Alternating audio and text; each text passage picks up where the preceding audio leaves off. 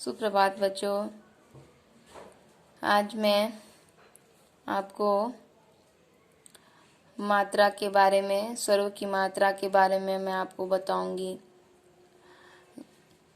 पिछले वीडियो में आपको मैंने वर्ण के बारे में बताया, वर्ण के भेद के बारे में बताया और स्वर के भेद के बारे में बताया था। आज मैं आपको मात्रा के बारे में बताऊंगी।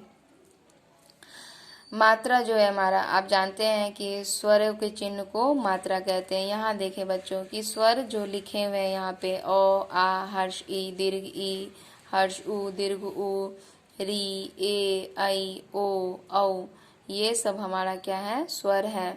अब देखेंगे कि यहाँ स्वर का मात्रा देखेंगे कि यहाँ कैसे लिखा हुआ है।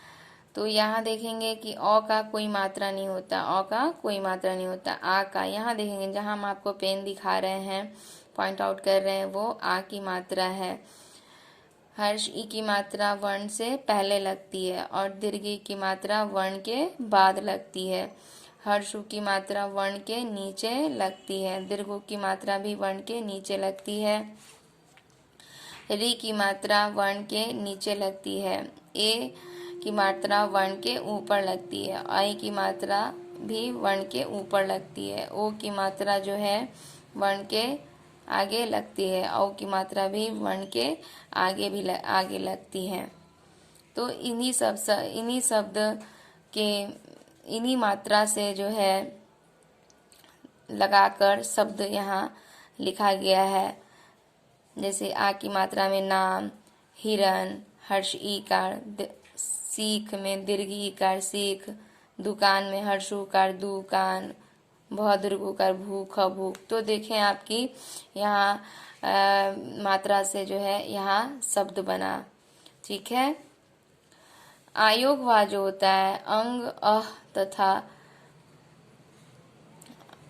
अ पे चंद्र बिंदु आयोग वा होते हैं।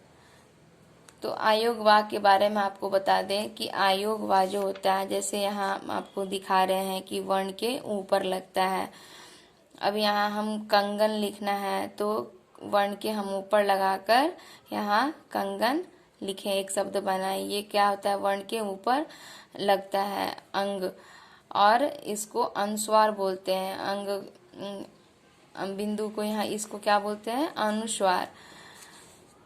और इसी तरह हम चांद जब लिखते हैं तो ये भी हमारा चंद्र बिंदु जो है ये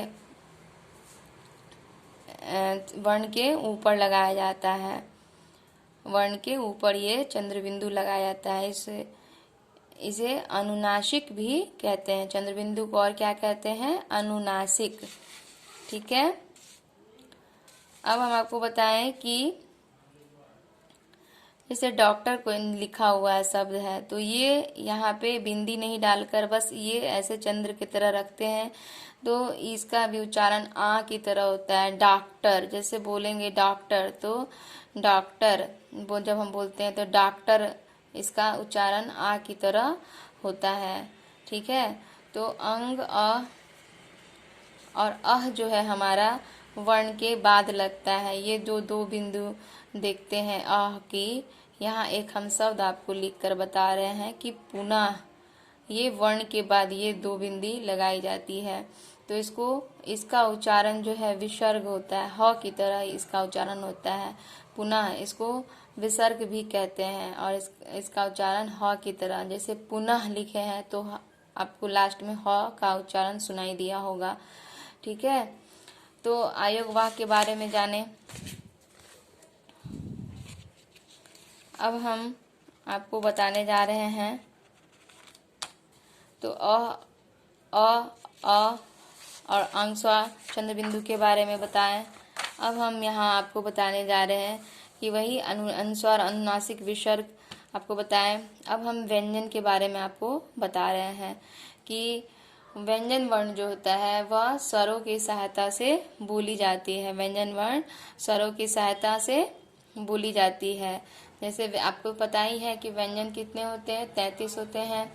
और जब हम ये जैसे व्यंजन वर्ण बोलते हैं, जैसे क ख ग जो होता है वो व्यंजन वर्ण होता है, क से लेके ह तक। तो जब हम इसका उच्चारण करेंगे इस वर्ण को, क बोल रहे हैं तो अ आपको सुनाई दे रहा होगा, क। तो अ हमारा क्या है, यहाँ स्वर है, तो स्वरों की सहायता से व्यंजन को बोले जाते हैं। तो हम कह सकते हैं कि वे वर्ण जिनका उच्चारण करते समय हवा रुककर मुख से बाहर आती है उन्हें व्यंजन वर्ण कहा जाता है। यानी स्वरों की सहायता से बोले जाने वाले शब्द को व्यंजन वर्ण कहते हैं। अब हम आपको बताएंगे व्यंजन के भेद। व्यंजन के 3 भेद होते हैं, स्पर्श व्यंजन, अंतस्थ व्यंजन और ऊष्म व्यंजन।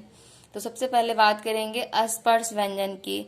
तो जिन व्यंजनों का प्रयोग करते समय मुंह से निकले वाली वायु उच्चारण स्थान के स्पर्श करती हुई बाहर आती है उन्हें स्पर्श व्यंजन कहते हैं। यानी कोई भी वर्ण जब हम बोलते हैं तो उनके मुख से जो हवा वायु जो है उच्चारण के साथ आती है उसे स्पर्श व्यंजन कहते हैं। स्पर्श व्यंजन के 5 वर्ग हैं। प्रत्येक वर्ग में 5-5 व्यंजन होते हैं। प्रत्येक वर्ग में 5-5 क्या होते हैं, व्यंजन होते हैं। ये देखेंगे कि यहाँ आपको हम दिखा रहे हैं कि क, ख, ग, घ, ड़, ये जब हम बोलते हैं तो मुख से हमारा हवा भी निकलता है और ये क वर्ग में आते हैं। च, छ, ज, झ, य, ये हमारे च वर्ग में आते हैं। ट, ठ, ड, ढ, ण, ये हमारे ट वर्ग में आते हैं। त, थ, द, ध, न, त वर्ग में आते हैं। प, फ, ब, भ, म, प वर्ग में आते हैं। अड़ और ढ 2 अन्य व्यंजन भी स्पर्श व्यंजन की श्रेणी में आते हैं। तो ये व्यंजन जब हम बोलते हैं तो हमारे मुख से वायु उच्चारण के स्थान को स्पर्श करती हुई बाहर आती है।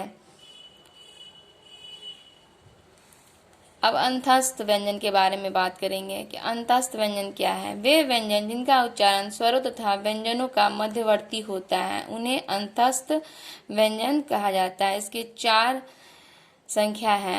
य, र, ल, व जो है हमारे अंतस्थ व्यंजन हैं जिनका उच्चारण करते समय व्यंजन मध्य वर्ग में आते हैं, मध्यवर्ती होते हैं। और ये कौन कौन है, य, र, ल और व। ऊष्म व्यंजन जो है वे वर्ण जिनका उच्चारण करते समय मुंह से ऊष्मा मीन्स होता है गर्मी, गर्मी पैदा होती है, उन्हें ऊष्म व्यंजन कहा जाता है। इनकी संख्या भी 4 है। तालव्य श, मूर्धन्य श, दंत श, ह, ये जब हम बोलते हैं तो हमारे मुख से गर्मी पैदा होती है और इन्हीं को ऊष्म व्यंजन कहा जाता है। तो आपने जाना कि अंतस्थ व्यंजन, स्पर्श व्यंजन और ऊष्म व्यंजन क्या है। अब हम बताएंगे आपको संयुक्त व्यंजन। संयुक्त व्यंजन है अक्ष, त्र, ज्ञ और श्र। तो ये व्यंजन 2 वर्णों के 3 वर्णों से मेल से यहाँ बनता है। यहाँ देखेंगे बच्चों की अक्ष, त्र, ज्ञ और श्र जो है 3 वर्णों के में 2 वर्णों के मेल से यहाँ बनता है। यहाँ आपको दिखाया नहीं गया है लेकिन हम आपको बताएं कि जब अक्षर वर्ण जब हम जोड़ के बनाते हैं तो ये क हलंत जोड़ मूर्धन्य श जोड़ और तब ये तीनों वर्ण जो है मिल करके क्या बनता है, अक्ष। और त्र जो है त हलंत जोड़ र जोड़ अ। आप ध्यान से अगर ये तीनों वर्ण को बोलेंगे और उच्चारण सुनेंगे तो ये 3 वर्ण जो है हमारे आते हैं इसमें। ज जब ज्ञ कैसे लिखेंगे, ज हलंत जोड़ य जोड़ अ, तो क्या हमारा बना ज्ञ। श्र में इसी तरह तालव्य श जोड़ हलंत जोड़ र, श्र आ रहा है ना सब में, तो ये हमारा क्या बना, श्र। तो देखें कि वर्ण के मेल से ये हमारा क्या बनता है, संयुक्त व्यंजन वर्ण बनता है। और र के भी विभिन्न रूप होते हैं। र का क्या होता है, विभिन्न रूप होता है र का। तो जैसे हम यहाँ रुमाल लिखते हैं तो ये देखेंगे कि रू, ये रू, तो उच्चारण किस चीज का हो रहा है, दीर्घ ऊ का।